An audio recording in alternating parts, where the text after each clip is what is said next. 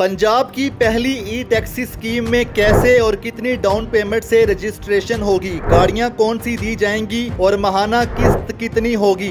जो आम लोगों ने लेनी है टैक्सी वो अप्लाई करेंगे, उनकी जो डाउन पेमेंट है 30% बनती है। कार्बन एमिशंस हैं जो यहाँ पे धुएं का मसला है, हम उसको प्रमोट करना चाह रहे हैं। अस्सलाम वालेकुम, मैं हूं उस्मान बट आप देख रहे हैं उर्दू पॉइंट। नाज़रीन, अब पंजाब में ई टैक्सी चलने जा रही है और ई टैक्सी के हवाले से कैसे आप अपने आप को रजिस्टर करवा सकते हैं और किस तरह से आपको ई टैक्सी मिल जाएगी, इसके हवाले से डाउन पेमेंट, इंस्टॉलमेंट, बहुत से सवाल आते हैं। और लाहौर में अब ट्राम भी चलने वाली है। हम इस हवाले से जानेंगे ट्रांसपोर्ट मिनिस्टर पंजाब बिलाल अकबर खान साहब से कि किस तरह से आप लोग अपनी ई टैक्सी हासिल कर सकते हैं और सेकेंडली आप ट्राम में सफ़र से कैसे लुत्फ़अंदोज़ हो सकते हैं। अस्सलाम वालेकुम सर, कैसे हैं? क्या हाल है जी, आप खैरियत से? सर बेहतरीन सर। सर सबसे पहले ई टैक्सी के हवाले से पूछना चाहूँगा क्योंकि इस पर काफ़ी हद तक पेशरफ्त हो चुकी है, आपका इजलास भी हुआ रिसेंटली।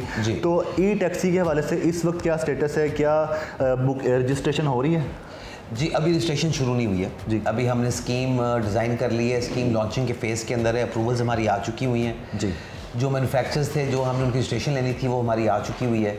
हमारे पास 8 से 9 मैन्युफैक्चरर्स बीच में हैं जो कि यहाँ पर इंटरेस्टेड हैं गाड़ियाँ देने के अंदर भी। उनकी गाड़ियों की हमने स्पेसिफिकेशन बनाई थी कि गाड़ी 300 किलोमीटर तक चलनी चाहिए, 6 साल की बैटरी वारंटी होनी चाहिए, 6 साल की मोटर वारंटी होनी चाहिए, क्योंकि इसमें बेसिक मूविंग पार्ट्स यही 2 हैं जी। और ये रिप्लेस होते हैं ज़्यादा। इनके अंदर कोई वो तेल पानी तो चेंज होना नहीं होता ना। ठीक है। तो वो हमने कोशिश की है कि हम जो हमारे लोग लेंगे उनके लिए हम कंप्लीट प्रोटेक्शन करें। दूसरा ये है कि ये हमारा PITB के ऊपर एक पोर्टल बन रहा है जी। और वो पोर्टल अगले 6-7 दिनों के अंदर इंशाल्लाह ऑपरेशनल हो जाएगा और उसके बाद CM साहिबा से हम इसकी इनॉग्रेशन कराएंगे और मरीम नवाज साहब जब इसको इनॉग्रेट कर देंगे उसके बाद एप्लीकेशन लेने का प्रोसेस शुरू कर देंगे। इसके लिए वो ख़ास ऐसा क्राइटेरिया नहीं है। ये 1100 ई टैक्सीज़ हैं, इसके अंदर हमने 2 क्राइटेरियाज रखे हैं। एक आपका ओरिजिनल ड्राइविंग लाइसेंस अपना होना चाहिए और दूसरा आपका किसी बैंक से डिफ़ॉल्ट नहीं होना चाहिए। अच्छा। क्योंकि ये एक एसेट ऐसा है जो कि ख़ुद पैसे कमाता है, तो इसके लिए आपको बहुत बड़ी कोई गारंटीज़ नहीं चाहिए बैंक से।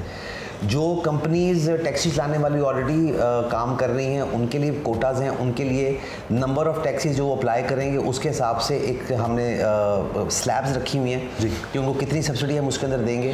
क्योंकि हम चाह रहे हैं कि ये एक नया स्ट्रक्चर है, ये खड़ा करने के लिए हुकूमत की जो सपोर्ट चाहिए हम दे सकें। जो आम लोगों ने लेनी है टैक्सी, जो लेना चाहते हैं वो अप्लाई करेंगे, उनकी जो डाउन पेमेंट है 30% बनती है। 65 लाख की 6.5 मिलियन की हमारी फाइनेंसिंग अवेलेबल है, तो उसका 30% आपने डाउन पेमेंट करना होता है।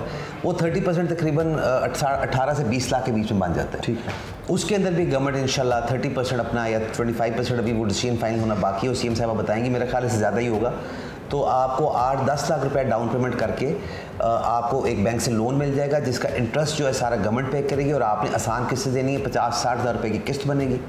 असल बात ये है कि जो इसका बिज़नेस मॉडल है वो ये है कि जो लोग ऑलरेडी इसको एज ए टैक्सी अपनी गाड़ियों को लोग इस्तेमाल कर रहे हैं, जो किस मुख्तलिफ कोई इन ड्राइव पे चला रहा है, कोई यंगो पे चला रहा है, किसी और पे करीम ऊबर पे चला रहे हैं। जब आप पेट्रोल टैक्सी से मूव होके आप ई टैक्सी के ऊपर आते हैं तो आपकी अर्निंग तकरीबन डबल हो जाती है। अच्छा, ये बता देगा कि ये ई टैक्सी स्कीम में गाड़ियाँ दी जाएंगी, इस पर कोई पेंट तो नहीं किया जाएगा या ओरिजिनल गाड़ियाँ ऐसे डिलीवर की जाएंगी? नहीं, इट्स अ टैक्सी स्कीम। ये बिल्कुल एक ई टैक्सी की, इसके ऊपर पूरी एक हमारी डिज़ाइनिंग है जिसके साथ हम करके देंगे। ये हम इस तरह नहीं दे रहे गाड़ी के कि आप पर्सनल यूज़ के लिए इस्तेमाल कर लें। हमारा तो मकसद ये है कि जो कार्बन एमिशंस हैं, जो यहाँ पे धुएं का मसला है, जो एक इंफ्रास्ट्रक्चर चेंज हम चाह रहे हैं, हम उसको प्रमोट करना चाह रहे हैं। ठीक है। सो इसकी स्पेसिफिकेशन एक ब्रांडिंग है, जो ब्रांडिंग के साथ ही गाड़ी मिलेगी। ठीक है। अच्छा, ये जो ई टैक्सी स्कीम से पहले भी एक स्कीम आई थी गाड़ियों की, 10-12 साल पहले PMLN की गवर्नमेंट में आई थी, तो उस बार भी जो गाड़ियाँ थी लोगों ने फिर पर्सनल इस्तेमाल में शुरू कर दी थी और फिर कहा जाता है कि उनके बारे में चेक एंड बैलेंस भी नहीं हुआ।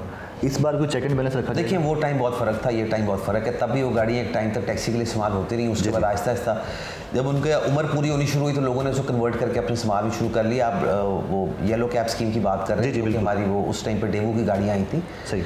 देखिए, आज वो गाड़ियाँ कई दफ़ा सड़क पर चलती नजर आती, मुख्तलिफ पेंट बिल्कुल चल रही हैं सर। अच्छा, उसमें बात ये है कि हमारा मकसद तो ये है कि वो लोग जो कि अर्निंग करना चाहते हैं, जो कि इसको एज अ कारोबार चलाना चाहते हैं, जो कि अपनी फैमिली के लिए से पैसा कमाना चाहते हैं, उनको सहूलत फराहम करें। ठीक है। टैक्सी तो वैसे भी गाड़ी मार्केट में चल रही है और वैसे भी लोग अपनी मर्ज़ी से अपनी पर्सनल गाड़ियों को ही चला रहे हैं। ये स्कीम लाने का मकसद सिर्फ ये था कि चूँकि दुनिया अब EV पे जा चुकी है तो हम पाकिस्तान की जो टैक्सीज हैं उनको EV पे लेके जाएं और जो चला रहे हैं वो अपनी अर्निंग बढ़ा सकें। ठीक है। हाँ, जब तक हमारी बैंक की लीजिंग है तब तक तो हमारी गारंटी है कि वो गाड़ी वैसी रहेगी। अगर उसके बाद लीजिंग पूरी होने के बाद कोई बंदा उसको रीपेंट कराता है तो वो करा सकता है, हमारे पास उसकी कोई ऐसी सख्ती नहीं है, क्योंकि हमारी कोई ऐसी ऐप नहीं हमने बनाई जी। हम किसी को ये मजबूर नहीं कर रहे कि जनाब गवर्नमेंट ऑफ पंजाब की ऐप के साथ आपने ही किराए के साथ गाड़ी चलानी है, वो जिस मर्जी नेटवर्क के ऊपर गाड़ी चलाए।